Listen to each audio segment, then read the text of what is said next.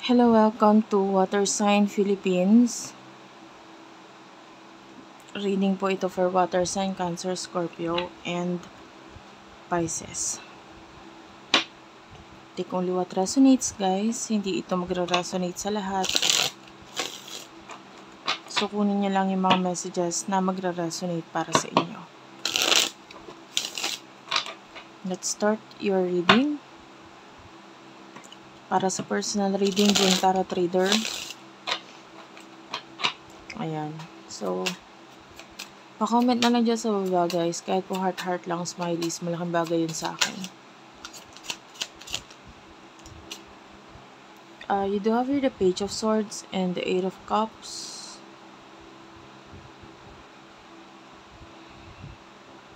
I feel like some of you, there's someone here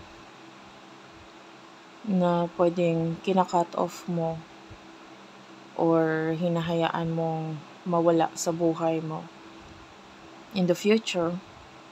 You know, I can see the Page of Cups. This is a kid.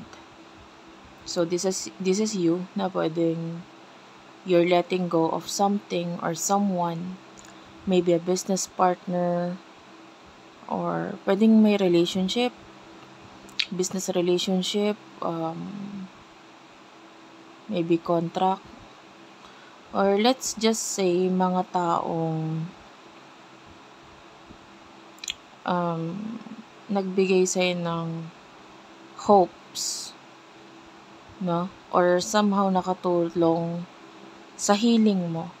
Pag kailangan mo na dyan itong mga taong to. Sino man to, no?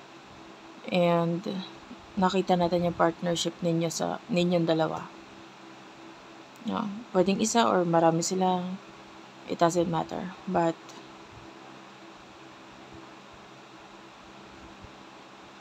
for now, you want to be happy. And pwedeng yung pagka-cut off sa kanila is a way na tingin mo magkakaroon ka ng improvements or happiness in the future. Sino ba to person na nakakonect mo pagdating sa love?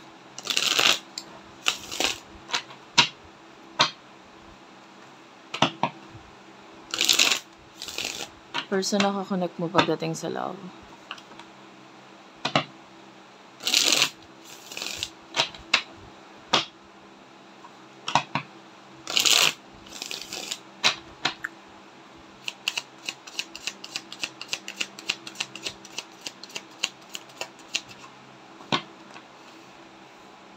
You do over the moon.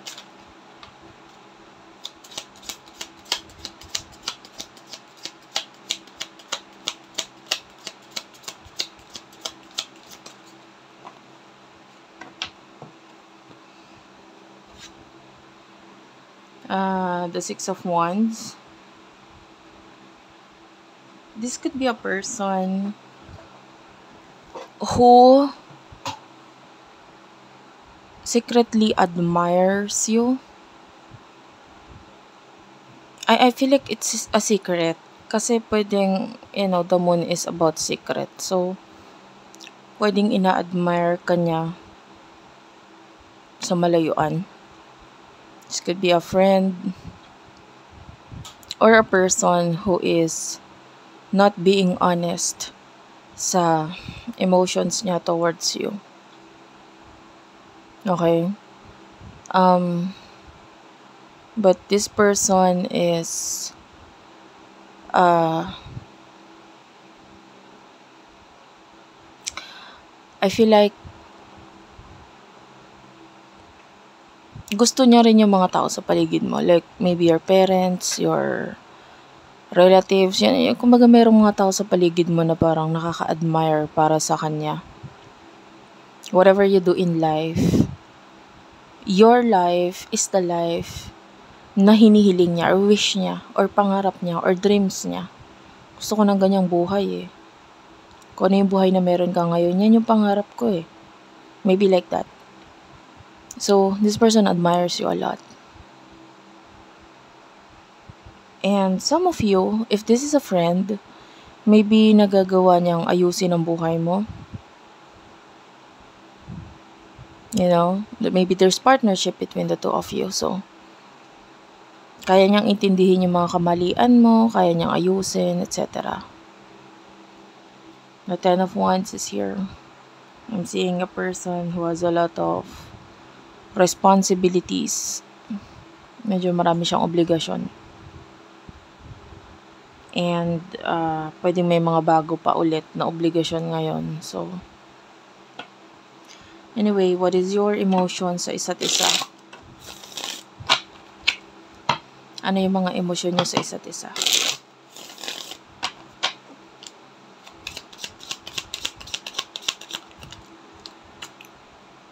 Ten of Cups and the Five of Swords.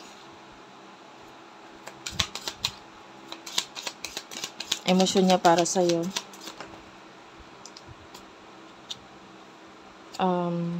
Seven of Pentacles. The Fool. Let me clarify the Fool. The Fool is a major arcana. Nine of Swords. And the World.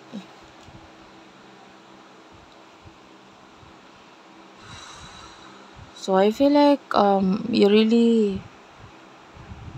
some of you do love this person. Mahal mo siya with the Ten of Cups.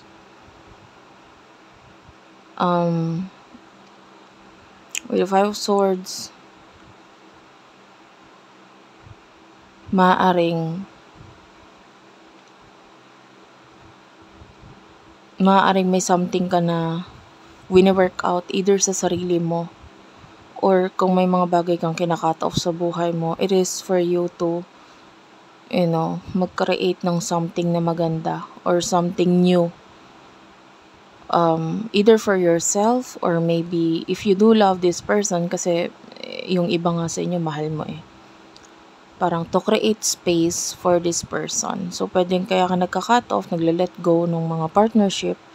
Maybe you see this person na magmamatch kasi siya doon sa aalisan na partnership nitong mga taong ito. Maybe if this is a friend, you're taking power now na you want more than friendship sa inyong dalawa. You're being creative, and you're creating change kasi gusto mo talaga ng change din sa connection ninyo. Seven of Swords is here, so some of you, you're preparing yourself maybe for this person, for new beginning sa inyong dalawa. Not necessarily love, maybe may kinalaman sa career or maybe or some of you kung may kinalaman sa pera, or if you're a businessman, businesswoman, so pwedeng may mga inaalis kang empleyado kasi you want to help this person, you want this person to be part of your life, to be part of your company, you know what I mean? So you're clearing things or space, you're making space for this person, and nagiging creative ka dito because na with the help of this person may makikreate kang something beautiful. You can improve more, or you see yourself na nasa isang activity wherein continuous on learning, and this person might be the one that could help you reach your full potential, and you are being inspired by this person. Okay, emotion niya sa'yo is the Seven of Pentacles. I feel like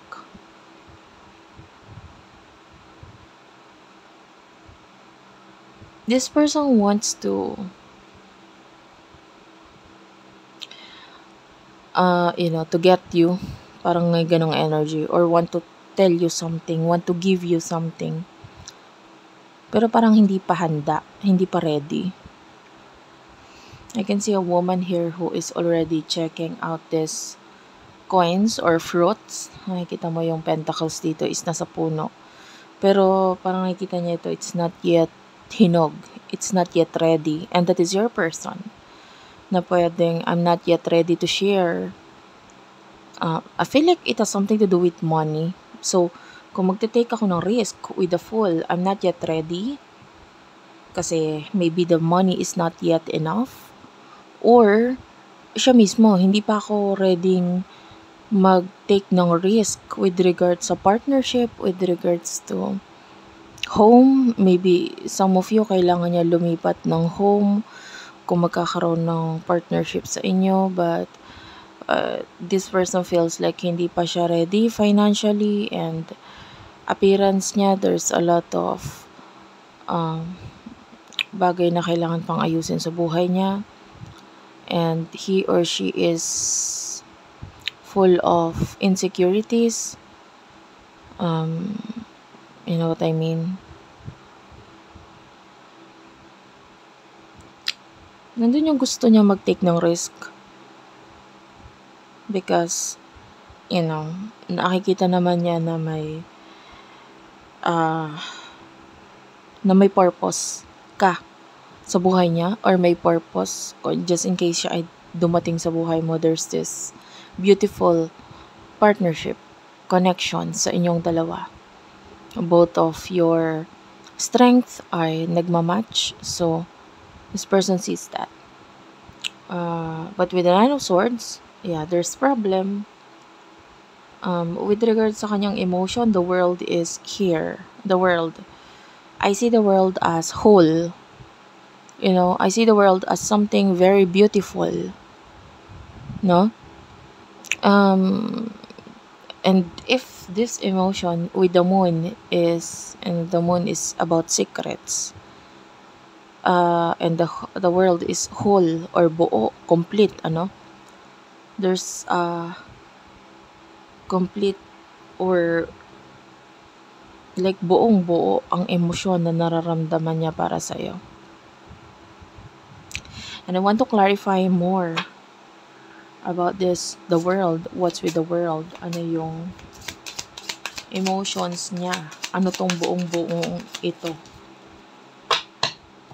Yeah, we're the Four of Wands. Six of Cups. Hindi kasi para sa lahat itong part na ito. And of course, ayoko naman mag-expect yung iba. So, ang energy, if this is a person in the past, like maybe a past person wherein nagkaroon na ng stability sa inyo, something very stable. Maybe dati na kayong naging mag-partner, in a career, in a work, in a business, or maybe if dati na kayong nag-live-in.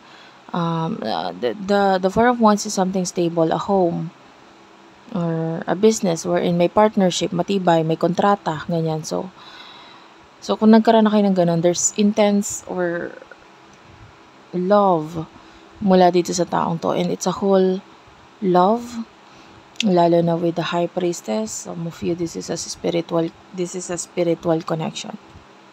Okay? Mahal ka niya, but like this life na meron kayo ngayon, pwedeng inaasar kayo pareho. Pareho kayong tinitis ng buhay na ito. Inaasar ka ng buhay na ito kasi might be, although you do love this person, may mga bagay na kailangan i-work out muna during this separation sa inyo. Yeah? And what will happen in the future sa inyong dalawa?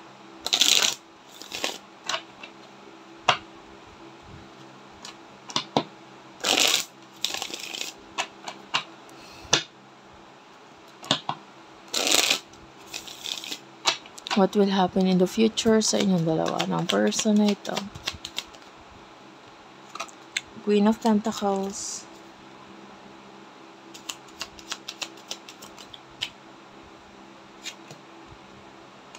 Ace of Swords. Temperance.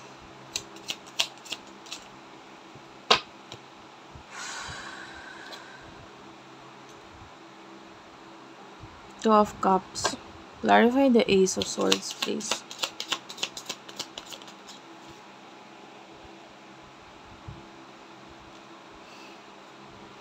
Queen of Wands. What's with the Two of Cups?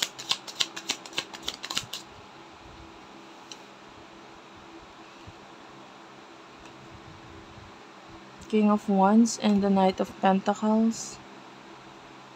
What's with the Queen of Pentacles? Ten of Swords. And then there's this Two of Wands at the bottom of the deck and the Two of Pentacles. Three of Swords is here and the Death card. In the near future, I can see you being the Queen of Pentacles. You will be more focused sa iyong career. You will be more focused sa iyong money, possession. You are maybe even your fitness. With regards to your health, with regards to your maybe home. Ayan, nandun yung focus mo eh. I can still see you waiting in the future. Ten of Swords, I can see an ending. Maybe sa connection or sa relationship niyo nitong taong ito because and honestly with the Two of Cups, this is another connection, another relationship, another partnership na involves. With the Ace of Swords, this is you na parang what's the reason? Parang sa isip-isip mo, anong rason pa para i-continue or hintayin or, you know, what's the purpose? So,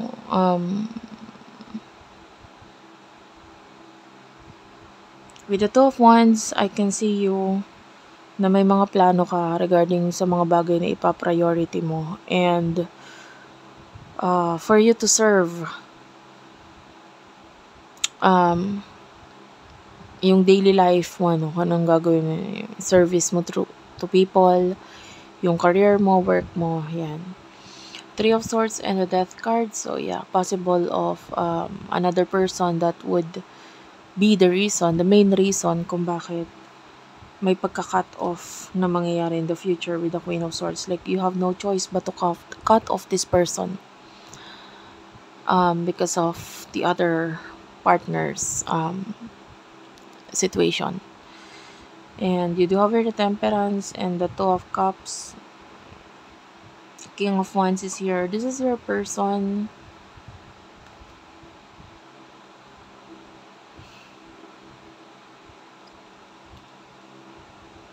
Although you are the Queen of Wands, kahit ikaw yung Queen of Wands dito, your King of Wands is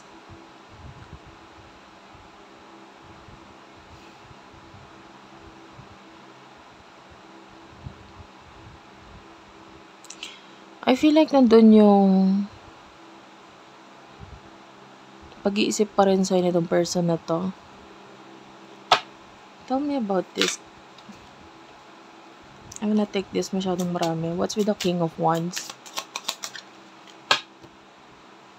King of Wands is clarified by the Devil and the Eight of Swords and the Empress. Yeah, this person still likes you. Nandun pa rin yung pagkagusto sa'yo. But with the Eight of Swords, I feel like, you know, this person sees you as the Devil and the Empress. Gusto kita, pero mali or bawal. You know, the Devil is like looking at the chocolate cake, pero hindi pwede because you do have diabetes. You know what I mean? Parang tingin sa'yo na to person na to is like, gusto kita. You're the chocolate cake of my life. Pero I have diabetes and the diabetes is yung third person, could be, di ba? Third party situation. And the Eight of Swords, this person is stuck. Parang wala siyang choice kundi you know, the Hierophant. There's a lot of lesson na kailangan pang matutunan nitong person nito. Hindi siya makawala dun sa situation because may mga lessons pa siyang kailangan matutunan doon. Anyway, thank you for watching, guys. I love you all and bye-bye.